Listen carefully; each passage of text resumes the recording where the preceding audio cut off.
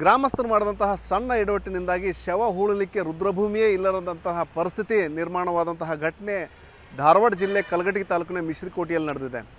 ಇಲ್ಲಿ ಏನು 18,000ಕ್ಕೂ ಹೆಚ್ಚು ಜನಸಂಖ್ಯೆ ಇರುವಂತಹ ಈ ಒಂದು ದೊಡ್ಡ ಗ್ರಾಮದಲ್ಲಿ ಹಿಂದೂಗಳ ಒಂದು ಅಂತ್ಯಕ್ರಿಯೆಗಾಗಿ ಒಂದು ರುದ್ರಭೂಮಿ ಇತ್ತು. 4 ಎಕರೆ ಪ್ರದೇಶದಲ್ಲಿ ಆ ಒಂದು ರುದ್ರಭೂಮಿ ಈ ಹಿಂದೆ ಇತ್ತು. ಆದರೆ ಈಗ ಅದು ಖಾಸಗಿ ವ್ಯಕ್ತಿ ಪಾಲಾಗಿದೆ.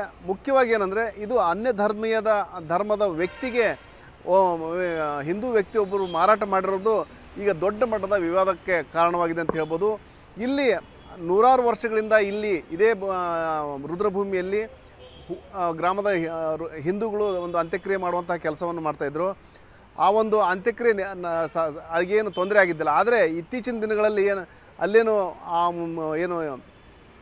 ಮಾಲಕಂತೇನೇ ಇದ್ದ ಆತ ಏನಂದರೆ ಬೇರೆ ಅನ್ಯ ಧರ್ಮದ ವ್ಯಕ್ತಿಗೆ ಮಾರಾಟ ಮಾಡಿರೋದ್ರಿಂದಾಗಿ ಅಲ್ಲಿಂದ ವಿವಾದ ಆರಂಭಗೊಂಡಿದೆ. ಇಲ್ಲಿ ಈ ಹಿಂದೆ ಅಂದರೆ ಏನು ಎಡವಟ್ಟು ಅಂತಂದರೆ ಇಲ್ಲಿ ನಡೆದಿರೋಂಥ ಎಡವಟ್ಟು ಏನಂದರೆ ಈ ಹಿಂದೆ ಏನು ಆ ಒಂದು ಗ್ರಾಮದ ಒಂದು 4 ಎಕರೆ ಜಮೀನನ್ನು ಆ ಒಂದು ಬಡಿಗೆರೆ ಕುಟುಂಬಕ್ಕೆ ಸೇರಿತ್ತು. ಆ ಒಂದು ಜಮೀನನ್ನು ಗ್ರಾಮದ ಮುಖ್ಯಸ್ಥರು ಮತ್ತು ಪಂಚರು ಸೇರಿ ಏನಂದರೆ ಆ ರುದ್ರಭೂಮಿಗಾಗಿ ಈ ಒಂದು ಜಾಗ ಕೊಡ್ರಿ ಅಂತೇಳಿ ಮನವಿ ಮಾಡಿದರು. ನಂತರದಲ್ಲಿ ಅದಕ್ಕೆ ಒಂದೇನು ದುಡ್ಡು ಹಣಕಾಸಿನ ವ್ಯವಹಾರವೂ ಆಗಿ ಕೊನೆಗೆ ಆಯಿತು ರುದ್ರಭೂಮಿಗೆ ಕೊಡ್ತೀವನ್ನೋ ಒಂದು ಮಾತನ್ನು ಹೇಳಿದ ನಂತರ ಅಲ್ಲಿ ಆ ಒಂದು ಏನು ಅಂತ್ಯಕ್ರಿಯೆ ನಡೆಸುವಂತಹ ಕೆಲಸವನ್ನು ಹಿಂದೂಗಳು ಮಾಡ್ಕೊಂಡು ಬಂದಿದ್ದರು.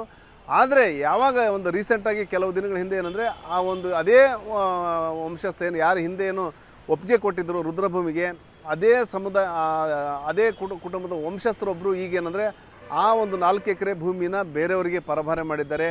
ಅನ್ಯ ಧರ್ಮದ ವ್ಯಕ್ತಿಗೆ, ಮುಸ್ಲಿಂ ಸಮುದಾಯದ ವ್ಯಕ್ತಿಗೆ ಮಾರಾಟ ಮಾಡಿರೋದೇ ಒಂದು ದೊಡ್ಡ ಮಟ್ಟದ ಚರ್ಚೆ ಕಾರಣವಾಗಿದೆ. ಈಗ ಏನಂದರೆ ಆ ಒಂದು ಜಮೀನು ಖರೀದಿ ಮಾಡಿದಂತಹ ವ್ಯಕ್ತಿ ಏನಂದರೆ ಅದಕ್ಕೆ ಆ ರುದ್ರಭೂಮಿಗೆ ಫೆನ್ಸಿಂಗ್ ಹಾಕಿ ಇದು ನನ್ನ ಜಮೀನು ಅಂತೇಳಿ ಒಂದು ತನ್ನ ಒಂದು ಸ್ವಾಧೀನ ಪಡ್ಕೊಳ್ಳಿಕ್ಕೆ ಮುಂದಾಗಿರೋದು ದೊಡ್ಡ ಮಟ್ಟದ ಆಕ್ರೋಶಕ್ಕೆ ಕಾರಣವಾಗಿದೆ. ಈಗ ಗ್ರಾಮದ ಗ್ರಾಮಸ್ಥರು ಏನಂದರೆ ಆ ಒಂದು ಪ್ರಕರಣಕ್ಕೆ ಸಂಬಂಧಪಟ್ಟಂಗೆ ಮತ್ತು ಆ ಒಂದು ಪ್ರಕ್ರಿಯೆಗೆ ಆಕ್ರೋಶ ವ್ಯಕ್ತಪಡಿಸಿದ್ದಾರೆ. ಮೊನ್ನೆ ಅಂತ್ಯಕ್ರಿಯೆ ನಡೆಸುವಂಥ ಸಂದರ್ಭದಲ್ಲಿ ಅಲ್ಲಿ ಅವಕಾಶ ಮಾಡಿಕೊಡದೇ ಅಲ್ಲಿ ಗುಂಡಗಳನ್ನಿಟ್ಟು ಹೆದರಿಸುವಂತಹ ಕೆಲಸ ಮಾಡಿದ್ದಾರೆ ಅನ್ನೋ ಒಂದು ಆರೋಪ ಕೇಳಿ ಬಂದಿದೆ.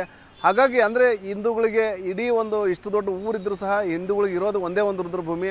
ಆ ರುದ್ರಭೂಮಿಯನ್ನು ಸಹ ಅನ್ಯ ಧರ್ಮದವರು ಈಗ ಆ ಕಬ್ಜಾಕ್ಕೆ ತೆಗೆದುಕೊಳ್ಳಿಕ್ಕೆ ಮುಂದಾಗಿದ್ದಾರೆ ಅನ್ನೋ ಒಂದು ಆರೋಪ ಗ್ರಾಮಸ್ಥರದಾಗಿದೆ. ಇಲ್ಲಿ ಆ ಸಂದರ್ಭದಲ್ಲಿ ಮಾತುಕತೆ ಆಗಿತ್ತು, ಅದನ್ನು ರುದ್ರಭೂಮಿಗೆ ಅಂತೇಳಿ ನಮೂದು ಮಾಡಿದರೆ ಇವೆಲ್ಲವೂ ಸಹ ಗೊಂದಲಗಳಾಗ್ತಿರಲಿಲ್ಲ. ಆದರೆ ಆ ಒಂದು ಸಂದರ್ಭದಲ್ಲಿ ಆ ಒಂದು ಬಾಯಿ ಮಾತಿನಲ್ಲಿ ಅಗ್ರಿಮೆಂಟ್ ಆಗಿತ್ತು.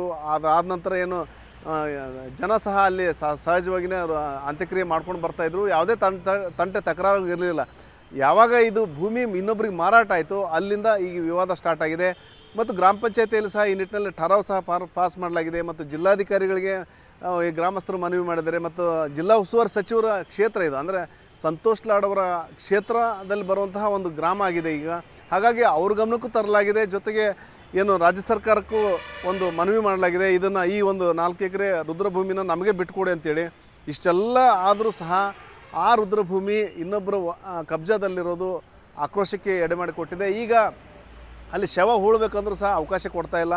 ಹಾಗಾಗಿ ಇಲ್ಲಿ ನಾವು ಎಲ್ಲಿ ಶವ ಹೂಳಬೇಕು ಅನ್ನೋ ಒಂದು ಪ್ರಶ್ನೆ ಗ್ರಾಮಸ್ಥರದಾಗಿದೆ. ರಸ್ತೆಯಲ್ಲಿ ಹೂಳಬೇಕಾ ಇಲ್ಲ, ಕೊನೆಗೆ ನಾವು ಗ್ರಾಮ ಪಂಚಾಯತಿ ಆವರಣದಲ್ಲೇ ಶವ ಹೂಳೋ ಪರಿಸ್ಥಿತಿ ನಿರ್ಮಾಣವಾಗುತ್ತೆ ಅನ್ನೋ ಒಂದು ಎಚ್ಚರಿಕೆಯನ್ನು ಸಹ ಕೊಟ್ಟಿದ್ದಾರೆ.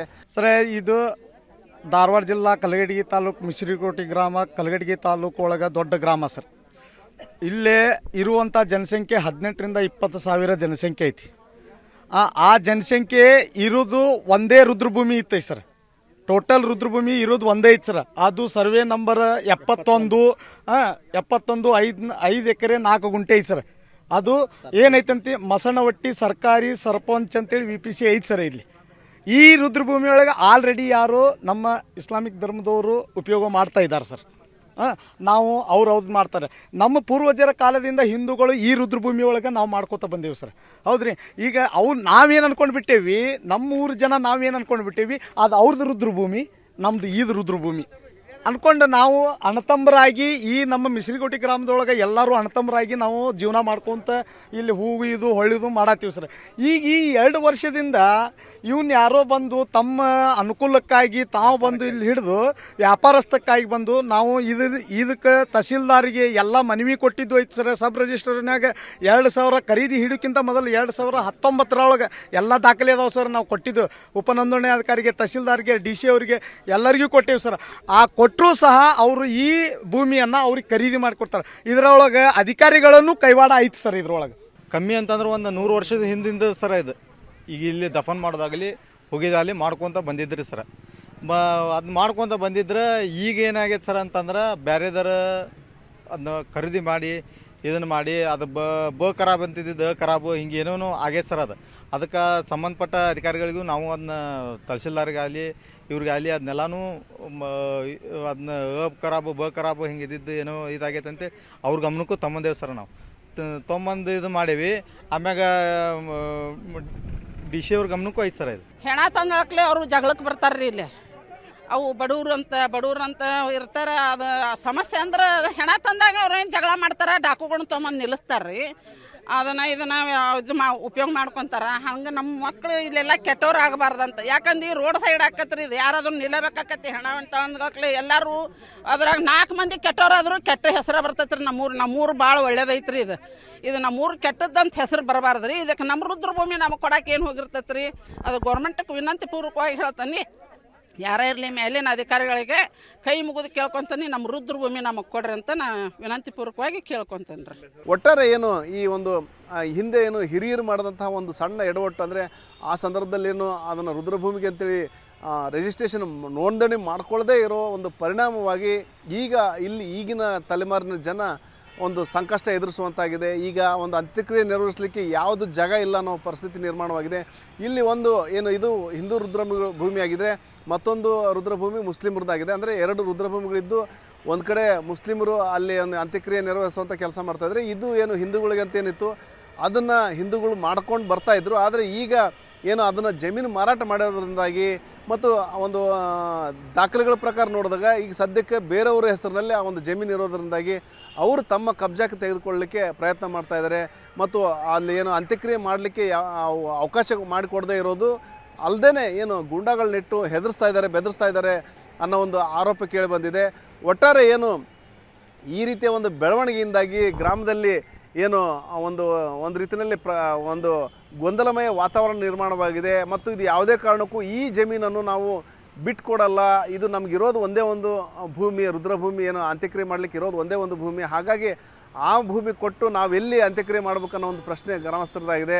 ಈ ನಿಟ್ಟಿನಲ್ಲಿ ಸರ್ಕಾರ ಆಗಲಿ ಮತ್ತು ಜಿಲ್ಲಾ ಉಸ್ತುವಾರಿ ಸಚಿವರಾಗಲಿ ಇವರೆಲ್ಲರೂ ಸಹ ಒಂದು ಕ್ರಮ ಕೈಗೊಳ್ಳಬೇಕು. ನಮಗೆ ರುದ್ರಭೂಮಿಗೆ ಭೂಮಿ ಬಿಟ್ಕೊಡ್ಬೇಕನ್ನೋ ಒಂದು ಆಗ್ರಹವನ್ನು ಗ್ರಾಮಸ್ಥರು ಮಾಡ್ತಾಯಿದ್ದಾರೆ. ಸರ್ಕಾರ ಈ ನಿಟ್ಟಿನಲ್ಲಿ ಸೂಕ್ತ ಕ್ರಮ ಕೈಗೊಳ್ಳುವ ಅವಶ್ಯಕತೆ ಇದೆ. ಹಾಗಾಗಿ ಸರ್ಕಾರದ ಒಂದು ನಿರ್ಧಾರದ ಕಡೆ ಎಲ್ಲರೂ ಸಹ ಮುಖ ಮಾಡಿದ್ದಾರೆ. ಶಿವರಾಮ ಮಸಂಡಿ, ನ್ಯೂಸ್ 18 ಹುಬ್ಬಳ್ಳಿ.